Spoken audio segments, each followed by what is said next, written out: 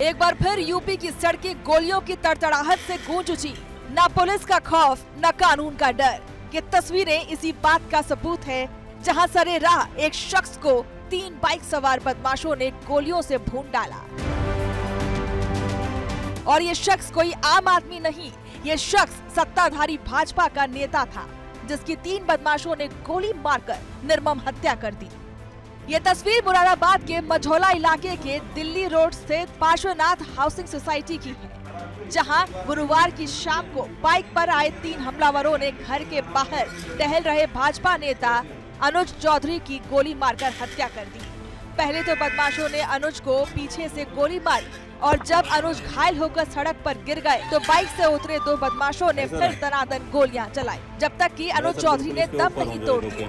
हत्या के बाद तीनों बदमाश बाइक पर सवार होकर फरार हो गए। हत्या की ये पूरी घटना सीसीटीवी कैमरे में कैद हो गई। ये लगभग 6 बजे के आसपास की बात है। हम तो अपने फ्लैट में थे और कुछ आवाज़ आ रही थी, जैसे लग रहा है कोई पटाखे वगैरह बज रहे हों। तो जब हम लोग आवाज़ सुन करके जब 1 बजा, 2 बजा, 3 बजा, कई बजे तो कुछ डाउट हुआ कि है क्या। तो हम निकल के बाहर अपने बालकनी में आए जी। तब तक पता चला, देखे तो एक डेड बॉडी पड़ी हुई थी, लेकिन मारने वाले का पता नहीं चल पाया। दिल दहला देने वाली और कानून का मजाक उड़ाने वाले इस घटना से पूरे इलाके में सनसनी फैली हुई है। परिवार वालों ने राजनीतिक रंजिश के चलते हत्या करने के आरोप में एक भाजपा नेता और ब्लॉक प्रमुख के बेटे सहित 3 लोगों के खिलाफ मझौला थाने में मुकदमा दर्ज कराया है। पुलिस राजनीतिक वर्चस्व की लड़ाई के चलते हुई भाजपा नेता की हत्या के कारणों की जांच में जुट गई है और पुलिस ने अनुज चौधरी का शव कब्जे में लेकर पोस्टमार्टम के लिए मोर्चरी भिजवा दिया और मामले की छानबीन में जुट गई। शाम को करीब 5:30 और 6 के बीच में थाना मझौला क्षेत्र में पार्श्वनाथ जो हाउसिंग सोसाइटी है, इसके अंदर एक गोली की मारने की घटना हुई है, जिसमें एक अनुज चौधरी नाम के व्यक्ति को कुछ अज्ञात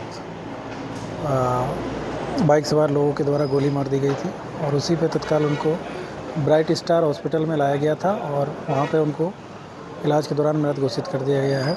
इसमें अभी तक ये जानकारी मिली है कि कुछ लोग आए और उन्होंने पीछे से इनको गोली मारी, जिसमें इनके सिर में और इनके कंधे पर गोली लगी थी और परिजनों के द्वारा इसमें तहरीर दी गई, जिसमें 2 लोगों को नामजद किया गया कि अनिकेत सनो प्रभाकर और दूसरे अमित।